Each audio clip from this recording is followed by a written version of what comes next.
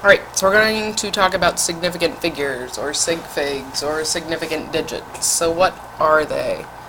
They are all of the digits that are known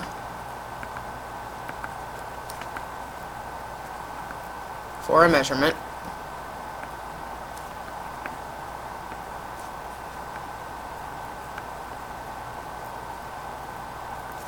plus a last digit that's estimated.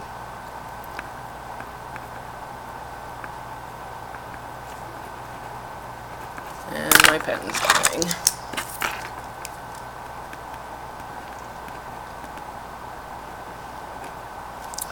So what does this mean? If you have a 100 milliliter graduated cylinder, you have increments about every 10 milliliters. If you fill up water, you look at the meniscus, you're about right here. You could approximate this as 53 milliliters.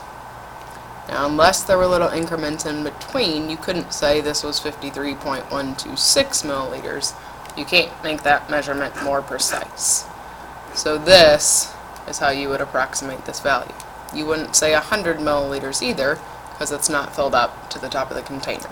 So 53 milliliters, that would be two significant figures for that number. So there's rules for counting significant digits. Our first rule tells us that every non-zero digit in a measurement is significant. So 24.7 meters, or 0.743 meters. Each of these have three significant digits. There's three numbers that aren't zero. Next, we're told that zeros appearing between non-zero digits are significant. Sometimes we call these sandwiched zeros.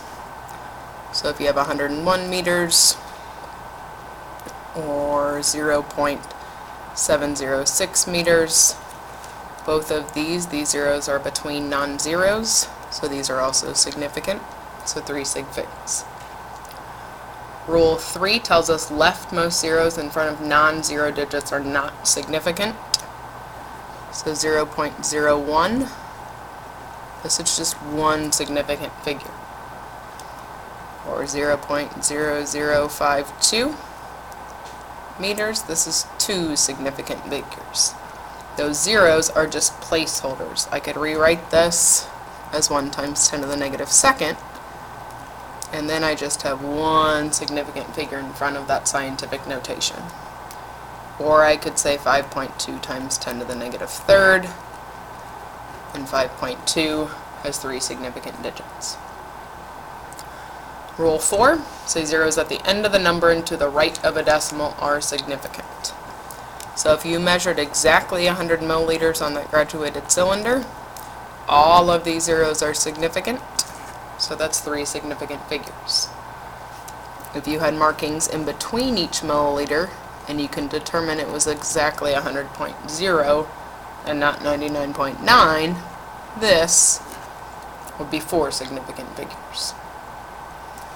But on 5, it says zeros at the rightmost end that lie to the left of an understood decimal are not significant. So if you had in a container and you said approximately 100 milliliters, that's just one.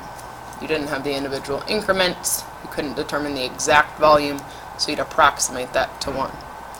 Or if I said how far is it from here to the tennis courts, I would guess about 200 meters, maybe 100 meters. This is one significant figure. These zeros are just there showing how large the number is.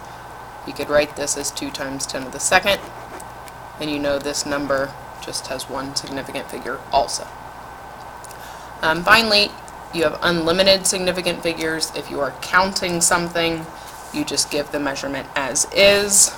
Or if you have a conversion factor, we say 60 minutes in an hour. That is true. Or any of our metric conversions, you ignore those in terms of significant figures. So if you have the number 123 meters, using our rules, how many significant figures? There's three digits, they're not zero, so 3.